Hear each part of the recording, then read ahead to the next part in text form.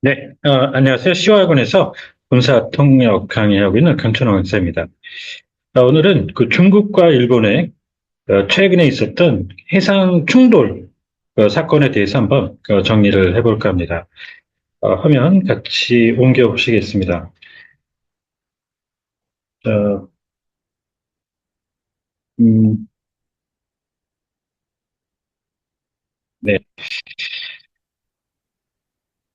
중국의 이제 어, 선박 한 척이 보이시죠? 그 패시지의 문제에 대해서 해상에서 이 둘 간에 알력 다툼이 있었던 것 같습니다. 정리 이제 해보시면서, 저희 그 블로그에 방문하시면 사용했던 그 음원이라든가 그 지문 등 내려받아 이용하실 수 있습니다. 보실까요? 제목 보시죠.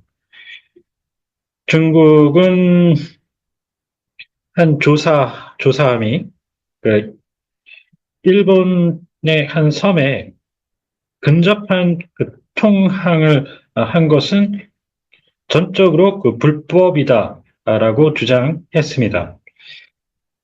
이 쉽만 가지고는 사실 함이라고 하는 그 군함할 때 하는 그 군용이라는 그걸 나타낼 수는 없죠. 이거는 이제 저는 미리 내용 앞을 봤으니까 그런데 기본 모르시면 일단 어, 선박이죠. 그 조사선 이렇게 그 표현을 해주시게 되는데 군용입니다. 자, 그다음에 이 패시지는 그냥 도로 같은 데서도 쓸 수 있는 말이죠. 그럴 때 이제 통과라고 하죠. 그런데 항해를 해서 배니까 그 항해에서 통과한다 그래서 통항 이렇게 해주시면 되겠습니다. 일반적으로 통과 뭐 그다음에 도로에서 주행할 때는 통행 우리가 이렇게 쓰는데 통항 이렇게 해주시죠.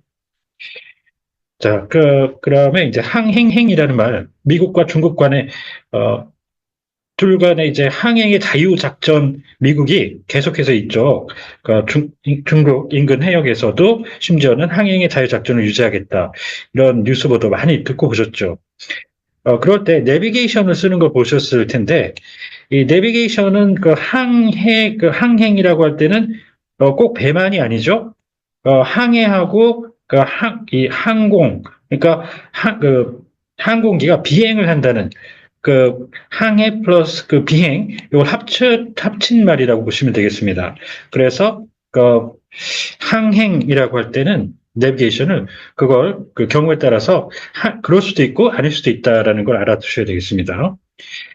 자, 그 다음에 이제 legal이라는 말이 불법일 때가 있고 그냥 단순히 법률에 관한 이런 의미가 있는데, lawful이라고 할 그 확실히 합법, 불법을 논할 때는 그렇게 이것과 그 구분을 해 주셔야 되겠고요.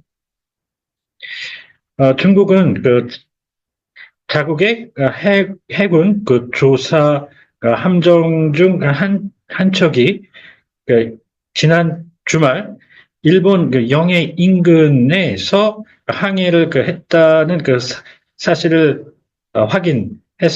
하면서도 어, 그건 국제 그 수역을 통한 합법적인 그 통항이었다라고 주장했습니다. 자, 이 베슬이 나오는데 일단 아까 쉽 얘기할 때 군용이냐 아니냐 그것부터 시작을 했는데요. 자, 지금 여기서 이제 그 군함들을 이제 표기할 때도 좀 구분을 해주셔야죠. 아까 쉽이 들어가면 큰 거죠. 그래서 항공모함이라든가 그런 것들 할 때 함으로 끝나는 쉽 이렇게 써주시는데 기본적으로 그 뭐 전함 그러면 배틀쉽 이렇게 쓰고요. 지금 이 크래프트와 이제 보트를 제가 밑에 적어놨어요. 이것들은 그 함에 비해서 작은 것들이죠. 이것도 구분을 좀 더 세분화해야 되는데 일단 함 이렇게 크게 쉽으로 끝나는 것과 이것들을 넣으면 끝에는 무슨 정 이렇게 조그만 걸로 해서 표현을 해줍니다. 그래서 초계 정이라든가 이런 식으로 할 때 이 세분화하는 거는 조금 잠시 후에 보기로 하시고요. 그래서 이 쉽이 있고 작은 이런 것들이 있잖아요. 정이 있는데 이런 이 베슬이라는 거는 큰지 작은지 그걸 나타내질 않죠. 그래서 그걸 합쳐서 부르는 국어의 그 함, 플러스 정까지 부르는 함정이라는 단어가 있죠. 복합명사에. 그거에 쓰이시기에 아주 좋은 단어입니다. vessel. 이렇게 같이 구분을 해 주시고요. 자, international waters, 이 기본적으로 물이 있는 지역을 뜻하는 수역이죠. 국제 수역이라고 그래가지고, 이게 바다나 호수, 강, 뭐 이런 것들 통칭하는 그런, 걸 의미하죠. 꼭 바다만을 얘기하는 게 아닙니다. 그런데 여기서는 바다 쪽을 얘기하는 게 확실하니까, 여기서는 국제 해역이라고 바다의 자를 써서 해도 되겠지만, 기본은 수역입니다. 그것과 함께 그 구분을 해주셔야 되는 게, 이 공해라는 말이죠. 공해라는 말은, 공공부문할 때 공자 아시죠? 그래서, 누구에게나 속할 수 있는 특정 국가의 영해가 아니다라는 의미로 쓰는 말입니다. 이쪽에 쓰는 말은 하이시나 오픈시라고 합니다. 공해. 이렇게 해주시고, 자, 크래프트와 보트에 대해서 잠깐 보시죠. 이건 정식으로 이제 단정, 보트라고 하고, 주정, 크래프트라고 하는데, 간단히 말씀드리면, 이 주정은 취역을 합니다. 커미셔닝이라고 해서 마치 장교가 임관하듯이 정식 임무를 부여받는 행사를 진행하기도 하고 그에 따른 이제 취역 깃발을 달기도 하는데 취역기 기념해서 이 단정은 그렇지 않습니다. 제일 작은 단정은 그래서 이 두 가지를 구분을 잘 해주셔야 돼요. 자, 이 naval vessels 아까 잠깐 말씀드렸는데 이제 그 잠깐 보시면은 네이버 베슬이라고 이렇게 검색을 해서 야후에서 찾아보면 그 항공모함도 나오고 이 규모가 작은 배들도 같이 나오고 그래요. 그래서 이 베슬이라는 말은 그러니까 지금 여기에 보면은 여러 규모의 배가 함께 있는 것들 보이시죠? 이런 것들을 통칭해서 할 때 이제 아까 말씀드렸다시피 함만이 아니고 또 정만이 아닌 그래서 크고 작은 것들을 통칭해서 부르는 그런 함정이라고 정리를 해주시면 아주 좋고요. 자, 방금 전에 이제 단정과 주정 얘기를 하면서 잠깐 발췌를 했었는데, 하시면 저희 이제 블로그, 제가 정리해놓은 블로그에 단정, 주정, 구분 하는 걸 좀 더 세부적으로 보실 수도 있는데요. 이렇게, 되죠. 이렇게 해가지고, 자, 단정, 주정, 구분을 해서, 이렇게 보면 쉽게 식별이 가능하실 겁니다. 강습 단정이라고 되어 있죠. 강습을 하는 단정, 보트라고 되어 있고 똑같은 용도인데 강습 주정이라고 해서 assert craft 있죠. 좀 더 크고 취업도 하는 정식으로 craft 주정이 있고 이쪽 단정이 있습니다. 그래서 이런 것들을 구분을 해주시고 좀 더 자세한 거는 한번 이 링크를 통해서 또 이제 있습니다. 자, 그러시면은 이제 본문으로 다시 옮겨가서 보도록 하죠. 자, 요게 이제 방금 전에 저희 보여드렸던 저희 블로그 링크인데요. 이 해당 내용 담은 좀 더 자세한 내용 그 안에도 있습니다.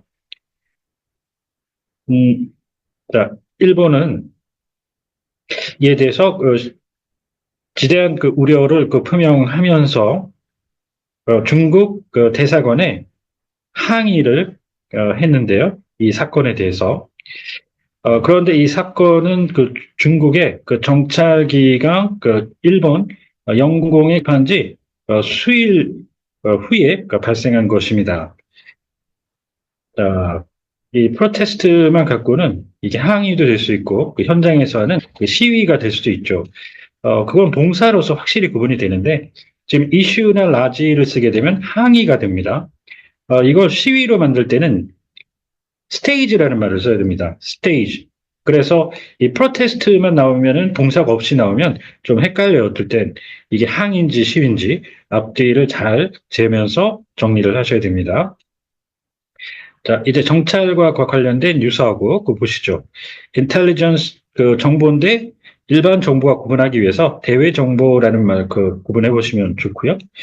자, 그다음에 감시 정찰은 2개, 스카우팅까지요. 그다음 수색이나 탐색, 검색, 스카우어는 뒤져 찾는다는 얘기인데 scour for something 구조로 수색이나 정찰의 대체 묘사어로 미군이 많이 씁니다.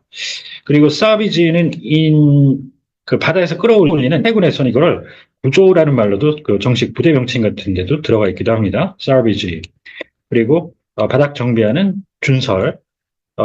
이 퍼트롤은 순찰 초기에 정찰이 되는데 기본적으로 그 해군 그 적기 적함 출몰 지역에서 군함이나 군용기를 동원해서 하면 초계가 기본이 됩니다. 그런데 최근 저희 어떤 수업에서는 그 공중 순찰과 초계라는 말이 지문에 나왔었어요. 그러면 초계를 이 퍼트롤로 놔야 되잖아요. 그럴 때는 그 순찰을 군사 쪽에서도 폴리싱이라는 말을 씁니다. 그래서 공중 순찰 그걸 구분하시려면 에어 폴리싱 이렇게 또 해주셔야 되는 경우가 있다는 거. 일본 방위성은 그 해당 그 선박이 그 해당 국가의 어, 쿠, 라부 서남쪽 근해 영해에서 2시간 가량을 있었다라고 밝혔는데요. 이곳은 그 도카라 그 해역에 위치한 그 소도로서 일본의 그 최대 그 규모의 그 4개 도서 중 그 한국 그 도서의 서남쪽에 위치해 있습니다. 자, 위치적으로 상당히 이제 그 세밀하게 묘사를 해놨는데, 자, 잠깐 보시죠. 이 미니스트리는 기본적으로 한국은 부라고 시작을 하죠. 중국도 부라고 합니다. 그리고 북한은 일본처럼 성과 부를 합쳐서 가요. 북한 같은 경우에는. 그리고 보훈처라 그러죠. 지금 한국에는 보훈처가 보훈부로 격상이 됐죠. 그런데 이 부처까지가 기본적으로 미니스트리를 쓰죠. 그 밑에 단위로 내려가는 에이전시, 뭐, administration, office, service 따위는 청으로 쓰게 되니까 이 본처까지 이제 미니스트리를 기본적으로 잡아주셔야 되는데, 아까 말씀드렸다시피 이게 그 본처라고 해서, 격상이 돼서 본부가 됐지만 영문 자체는 똑같죠. 그래서 이거를 그 묘사를 할 때 elevated to a full full fledged one 이런 식으로 이제 묘사를 했습니다. 무격상했을 당시에. 자, 그렇게 해서 이제 밑에 이쪽에 이제 4개의 큰 그 섬들을 나타내는 지금 이 지리적으로 이걸 얘기하는데 조카 아일랜드라고. 자, 이게 이제 그 아일랜드라 그러면 기본적으로 또 경우의 수가 몇 가지가 있습니다. 일단 방금 한 것처럼 지금 여기서는 4개의 그냥 섬들이라고 했지, 그러니까 서로 다르다는 거죠. 이 섬들이 4개라고 나뉘는 거잖아요. 그런데 이 여러 개의 섬이 하나의 그 섬처럼 행정구역 상으로 되는 기본 도서 말고 군도로 시작을 하죠. 군도, 갈라파고스 군도 이런 식일 때. 그 다음에는 제도라 그래서 하와이 제도 많이 들어보셨죠? 그 군도가 본토에서 멀리 떨어져 있으면 제도라고 합니다. 아일랜드. 그리고 일본처럼 쭉 그 일직선상으로 있는 것처럼 길게 돼 있는 형태를 일본 열도 이렇게 하시죠. 그래서 도서 시작해서 군도, 제도, 열도 이렇게 꼭 구분을 해주셔야 되고요. 또 좀 하나 더 나가면 이걸 아일랜드 체인이라고도 표현하는데 그거를 중국 사람들은 또 도련선이라고 합니다. 한자식 표기로 도련선, 이을 연자를 중간에 넣어가지고 섬을 이었다는 거죠. 도련선. 자, 그 중국 외교부 대변인은 월요일 이 그 두 사건을 고의로 연결시키거나 확대 해석할 필요는 없다고 했습니다. 그러면서 이 해당 그 군함은 그러니까 통항권을 행사하고 있었고 그러한 통항은 완전히 그 정당하고 합법적이라고 했습니다. 이 권리 합쳐서 이제 통항권이라고 했는데, 이 패시지가 아까 통항 처음에 서두에 설명드렸잖아요. 어, 이게 또 공식적으로 또 좀 더 포멀하게 쓰이는 그 통항이라는 말입니다. 그 바다 쪽에 쓰는 트랜짓. 그 다음에 이제 이 레지리먼트는 어쩔 때는 합법적으로도 갈 수도 있지만 지금 여기선 이 리걸 때문에 당연히 아니죠. 그래서 정당한인데 그 외에 중요한 해석이 또 이거라고 봅니다. 정권이나 정부 있잖아요. 그쪽에 뭐 왕조라든가 그런 식일 때는 어, 계통상으로 제대로 그 권력을 이어받았다. 그래서 이 정통성을 갖춘, 정통성 있는 이렇게 표현을 하죠. 레지리면 정통성 있는 이렇게 해주고요. 자, 해양법에 관한 그 국제협약, 국제연합의 협약에 따르면 이 도카라 해협은 그 국제 항해를 위해 사용된다고 밝혔습니다. 이 C라고 하면 기본적으로는 특히 군사 쪽으로 오면 해상이라고 하거든요. 바다 위를 뜻하는 SE 그러면 해상에 이렇게 표현을 하는데 요거는 바다 전체를 가리키는 의미로 정해졌죠. 그 해양법이라고 이렇게 정해졌는데 기본적으로 해상은 C나 Maritime을 특히 많이 씁니다. 군에서. 그래서 Maritime Maneuver 해상 기동 이렇게 하시고요. 해양 쪽은 머린이 이제 해양 생물 같은 거에서 쓰는데 그건 해병대가 될 수도 있기 때문에 진짜 군사 맥락에서는 그거 말고요. 오시아닉 이렇게 해서 오시아닉 파워 해양 강국 이렇게 씁니다. 자 이제 조약과 지금 여기서 협약이 나왔죠.